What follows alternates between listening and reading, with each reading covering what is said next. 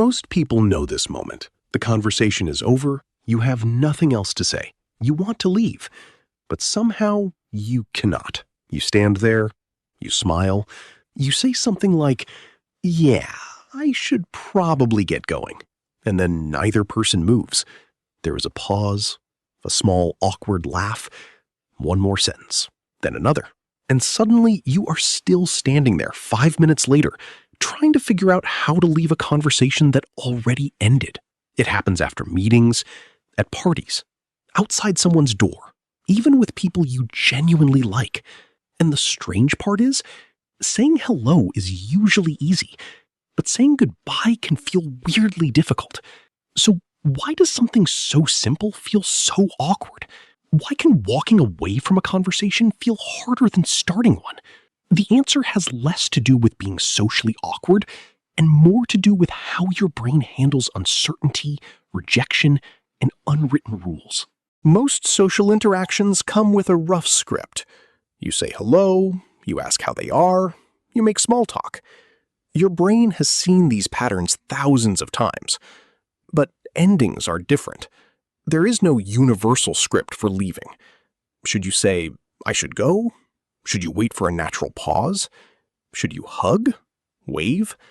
Say goodbye once? Or 3 times while slowly walking toward the door? Every situation has slightly different rules, and your brain notices that uncertainty immediately. Because when there is no clear script, there is room to make a mistake. Leaving a conversation is not just physically walking away. Socially, it can feel like sending a message. Your brain starts asking questions before you even realize it. Will they think I am bored? Am I leaving too early? Do I look rude?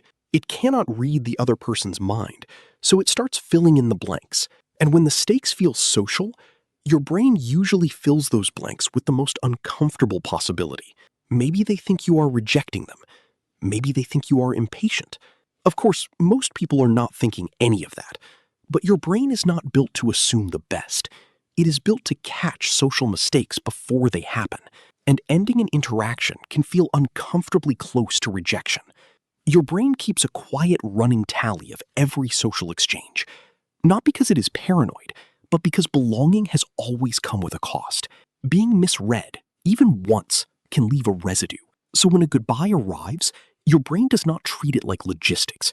It treats it like a moment where your social standing could shift. That is why saying goodbye can feel bigger than it really is. Your brain is treating a normal ending like a small social test. There is another layer to this: timing. You do not want to interrupt someone mid-thought.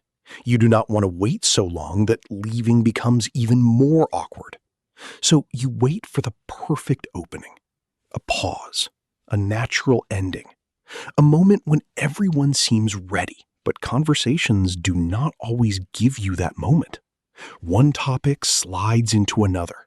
Someone asks one more question. You laugh, you respond, and now the moment is passed again. Here is the thing about waiting for the perfect exit.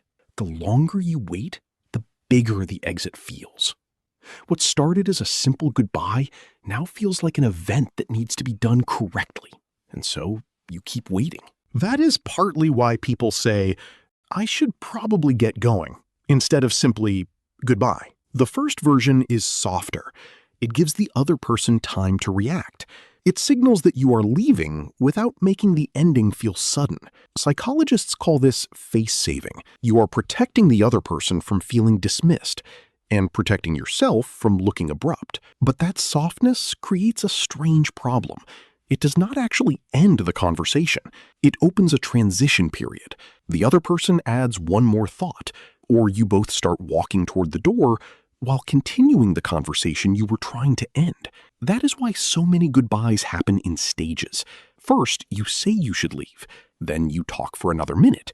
Then you finally leave. Humans do not always end conversations. Sometimes we slowly fade out of them.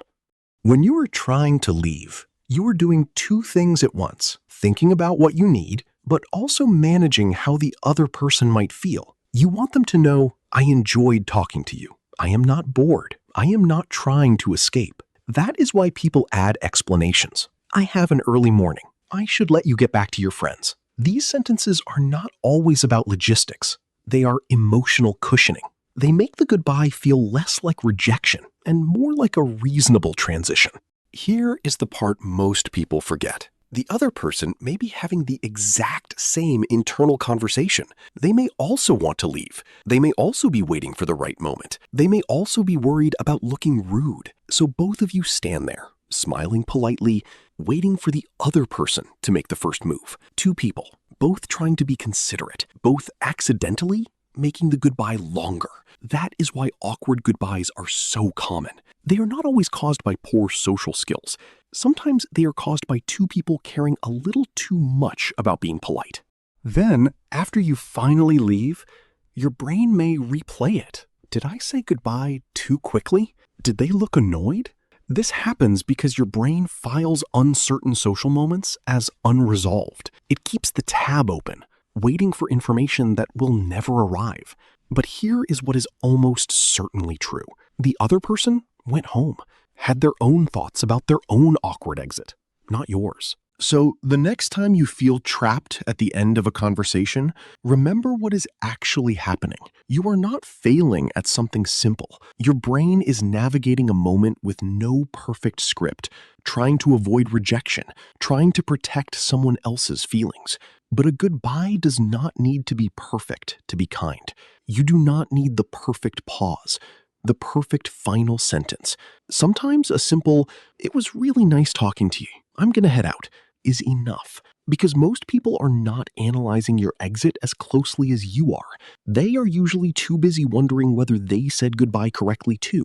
And once you understand that, leaving becomes a little easier. Not because goodbyes stop being awkward, but because you stop treating a normal ending like a test you have to pass. If this made you see your own mind a little differently, subscribe for more science-based psychology videos exploring the hidden mechanisms of the human brain. See you in the next one.